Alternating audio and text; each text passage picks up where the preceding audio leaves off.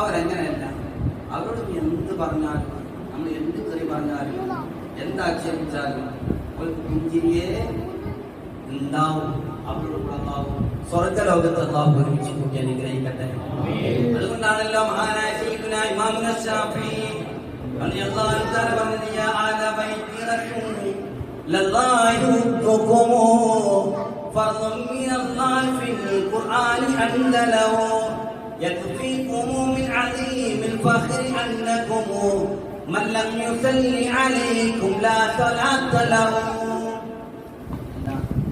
യാ ആല ബൈത്തി റസൂലില്ലാഹ്, റസൂലുള്ളാഹിന്റെ കുടുംബ ഭവനമേ, യാ ആല ബൈത്തി റസൂലില്ലാഹ് ഹുബ്ബുകും ഫർളും മിനല്ലാഹി ഫിൽ ഖുർആനി അൻസലഹു.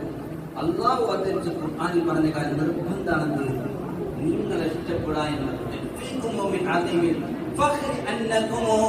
നിങ്ങളുടെ മഹത്വത്തിൽ